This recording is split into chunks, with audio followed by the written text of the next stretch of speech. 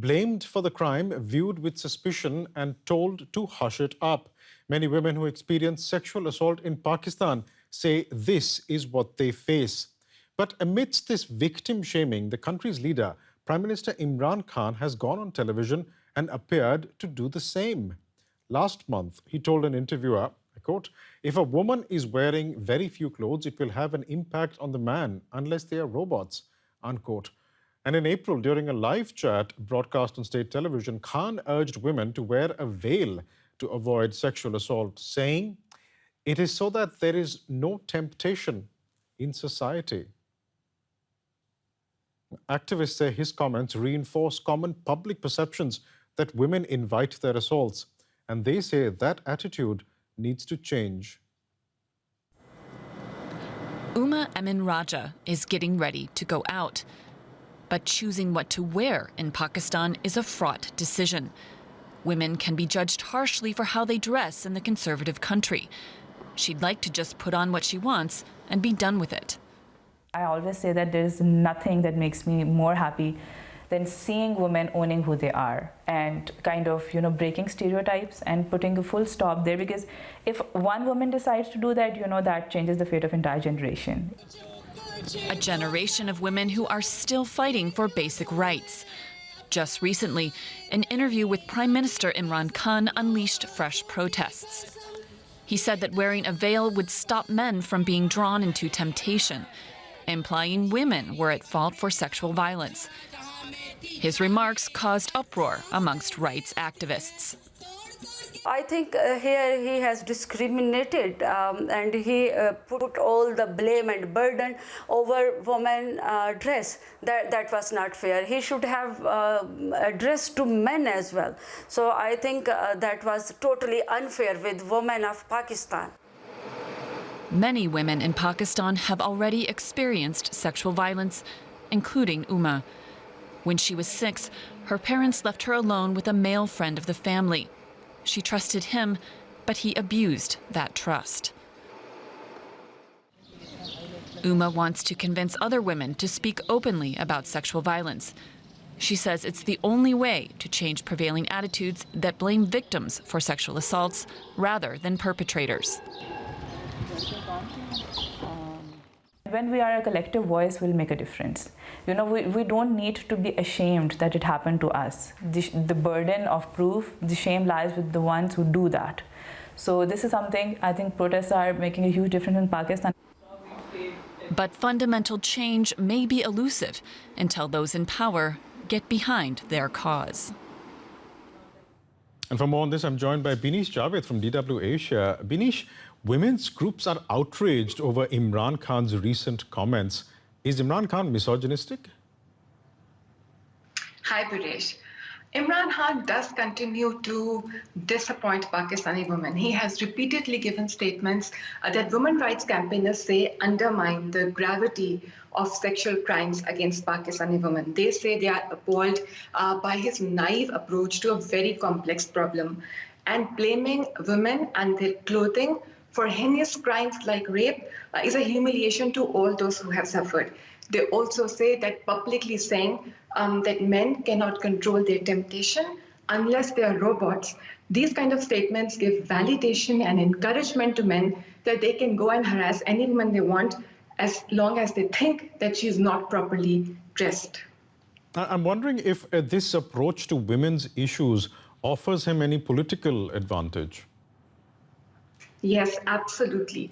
So during his election campaign and also as a prime minister, all his views on religion, on women's place in a society, on Western values, all pander to far-right individuals and conservatives in the country. And if you speak to his supporters or government ministers, they say that he's not saying anything that's incorrect. He actually reflects the mindset of Pakistani society. So it seems that his supporters subscribe to a very patriarchal and traditional view of Pakistan, and they don't understand or are insensitive to the changing gender roles in the society. I think they don't understand that Pakistani society is slowly but struggling to become more liberal and dynamic.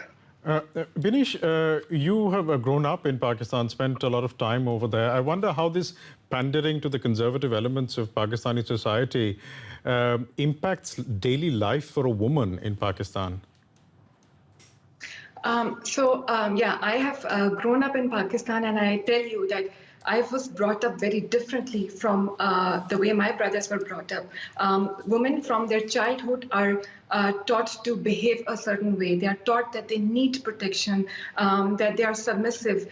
They have to behave a certain way, dress up a certain way. And I think slowly and gradually these beliefs and these concepts are changing. Women are aspiring to have more dominant position in a society. They are aspiring to have their voices recognized. That kind of change still seems unacceptable to conservatives in the society, and Imran Khan does not want to lose the support of those conservatives. Binish Javed, thanks so much for speaking to us today.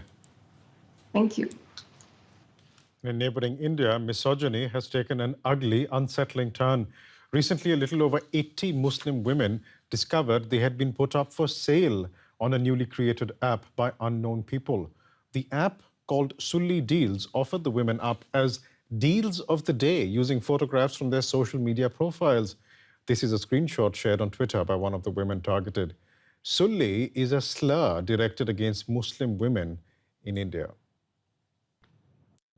The app was hosted on GitHub, an open-source hosting platform, and was ultimately taken down after numerous complaints. Now, one of those who was targeted and who later also filed a police complaint is commercial pilot Hana Mohsin Khan, who joins me now.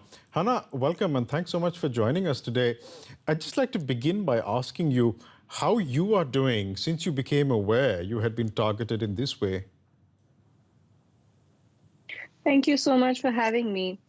How I'm doing? I'm okay. I have this. I keep repeating here everywhere that I have this rage that is constant. This anger, which is constant.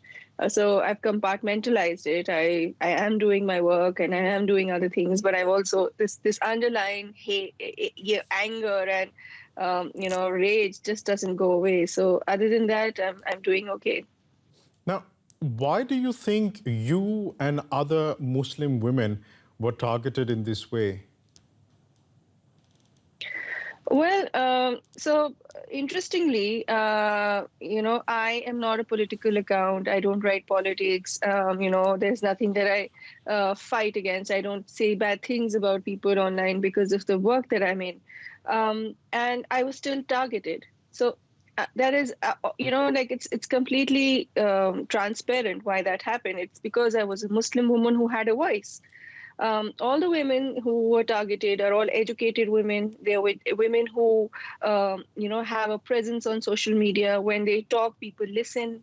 So that is the reason that we were targeted in the first place, because we were Muslim women who were talking, who had a conversation going, who people listened to.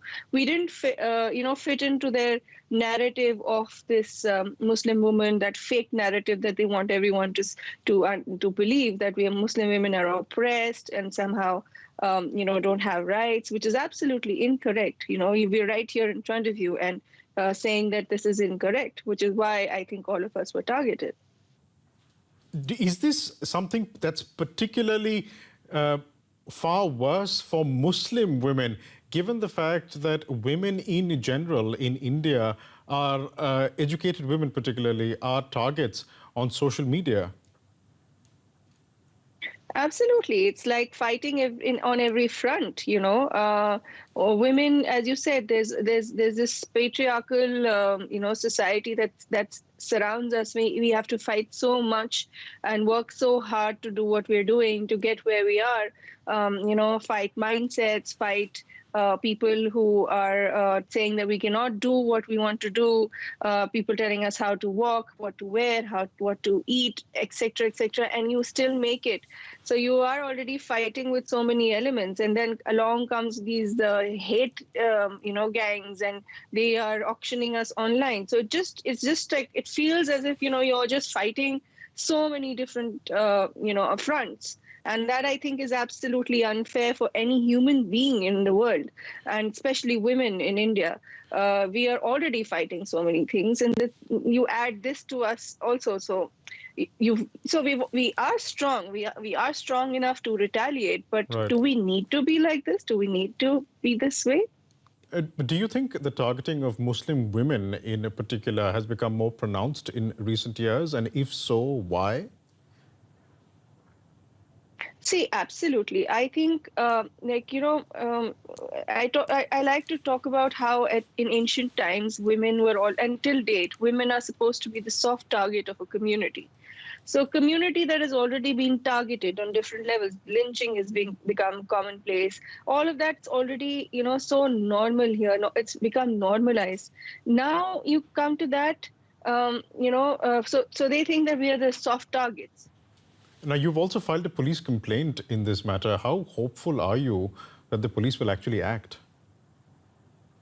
So I have been treated very nicely by the police. I have, I'm not, so like I did not get any negative vibes there. I was treated very nicely. They're calling me again, all the time. They're asking me for any update. I'm asking them for updates. So they've been very decent.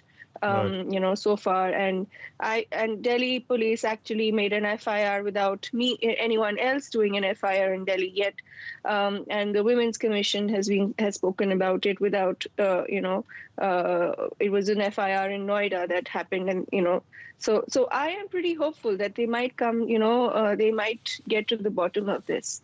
I am pretty hopeful. Hana Mohsin Khan, we'll leave it there for the time being, but thank you so much for joining us today. Thank you so much. Thank you.